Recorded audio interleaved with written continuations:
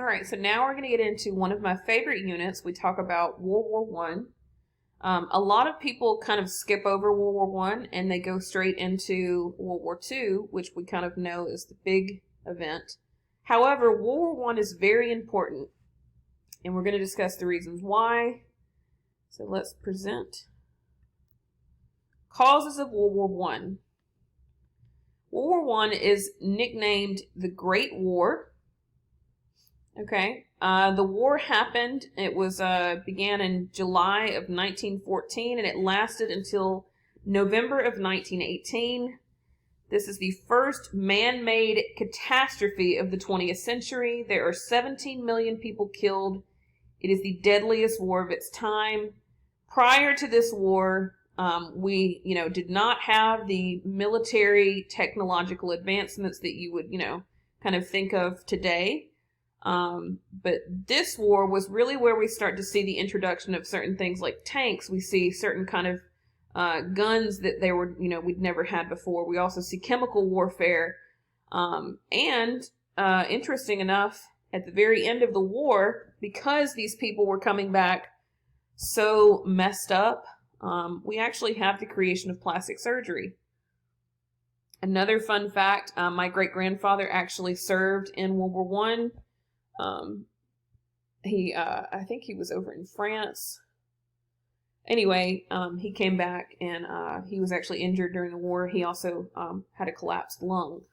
And so he lived out the rest of his life until he was in his 50s and passed away. But there you go. This is also known as the trenches. We have trench warfare beginning. We start to see this in World War One and eventually World War Two. So why did World War One begin? They're complicated, but you need to know. So they're all intertwined. There's not really a single event that led to World War One. Like we said, it was a chain of events, and it also involved a lot of history of the involved countries. There were years of kind of issues between some of these countries. The outbreak of fighting, we have the Central Powers, the Allied Powers, and the neutral countries. So you will also see Central and Allied when we get to World War II, but the countries are going to be different. So what you see in red, Germany, Austria-Hungary, and the Ottoman Empire. What is that right there?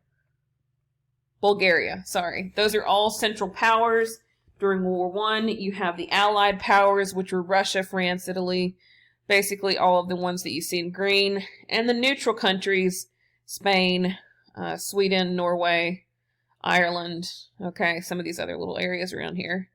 So, the main reasons: militarism, alliances, imperialism, which we have just kind of talked about, and nationalism. And let me say, nationalism gets a bad reputation. Nationalism is not bad. However, when you overstep your power and you combine nationalism with imperialism and all of these other things, then it could be bad. Okay, so we'll get into that. Militarism. Many countries at this point in time started to strengthen their military forces. France and Germany doubled their armies between 1870 and 1914. And whenever you see some of these countries who are trying to build up their military, it means they're trying to prepare for something. Great Britain and Germany at this point had the world's largest and most powerful navies, and they competed for dominance of the sea. So again, this is an example of a naval ship. Industrialization also allowed countries to manufacture more powerful weapons. So if you see here, this I would not want to be on the battlefield when that thing was shooting.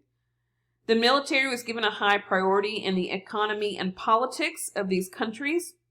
So that means more and more money was being put into the military.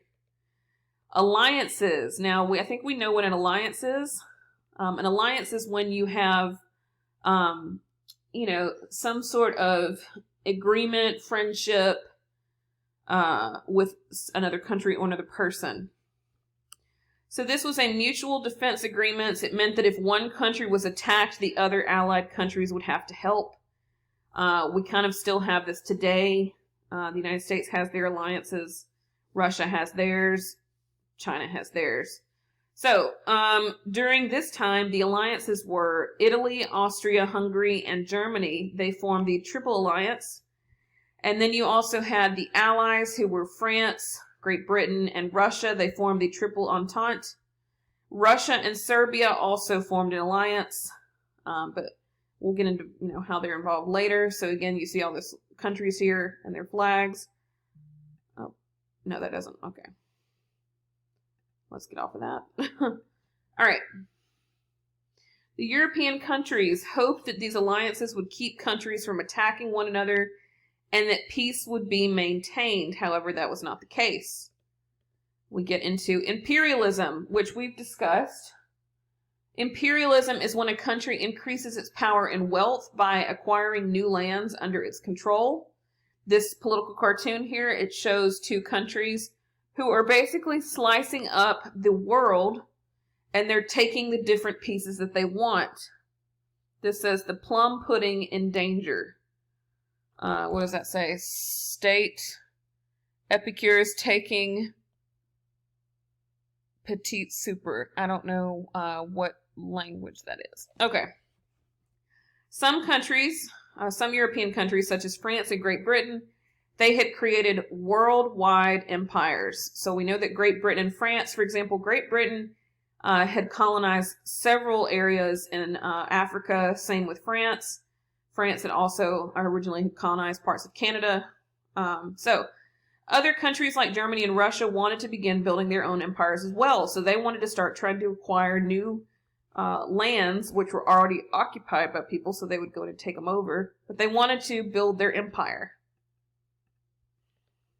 Imperialism. So why did people take over countries, or why did people try to colonize countries? It's because they wanted to exploit. Do you know what it means for you to exploit somebody? It's like you are taking advantage of them. Okay. So let's say again, you go and you colonize an area. That means that anything in that area that is valuable, since you own it, you get to take it. Now, sure, there's people who live there and they have their own, businesses and things like that.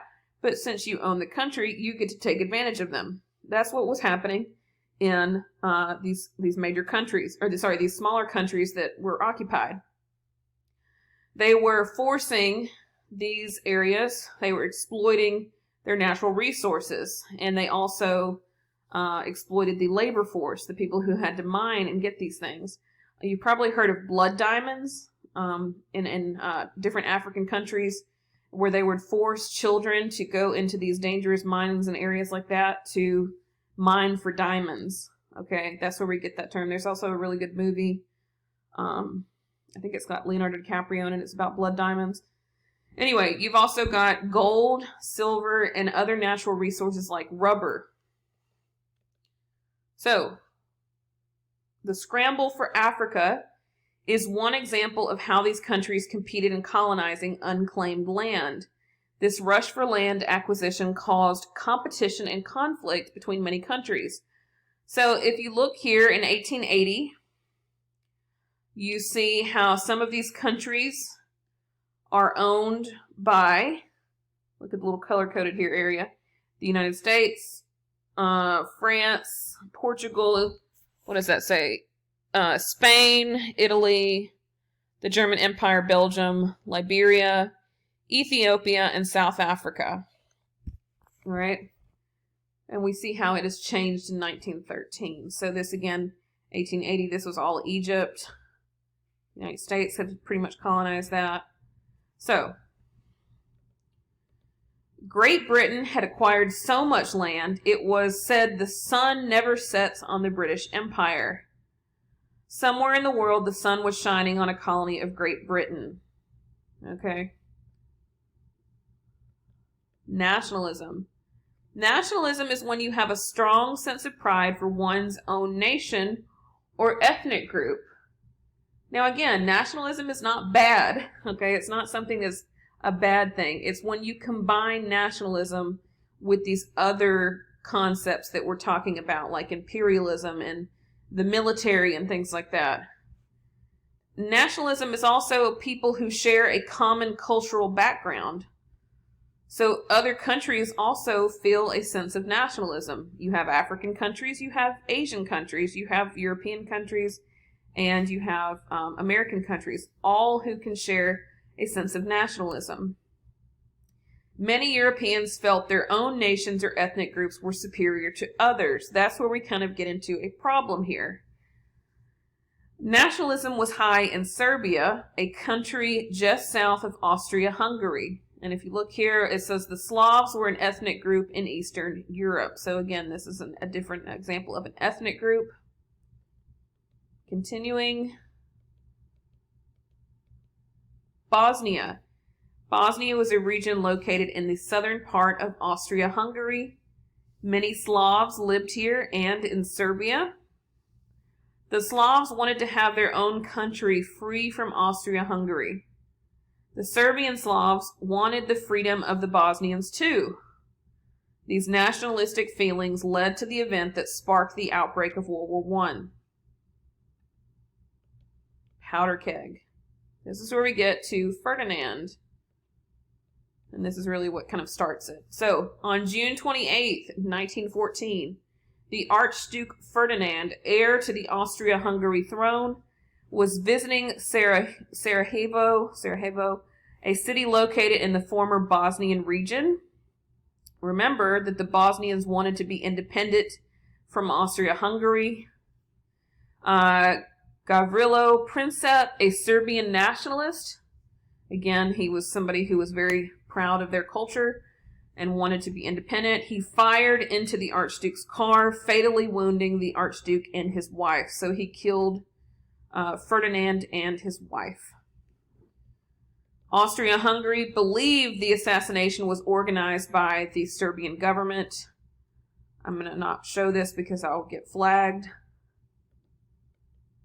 1 month after the assassination of Austria-Hungary, declaring war on Serbia, it set off a chain reaction. You saw originally the other countries that had kind of teamed up. So now we get to this alliance system. Russia mobilized to help Serbia because they were alliances. Germany invaded France because of France's alliance with Russia. And then Germany attacked France and Belgium. Great Britain gets involved because they are an alliance of France. Both sides believe the war would be over before the end of the year. However, this war lasts over 4 years. And that is it.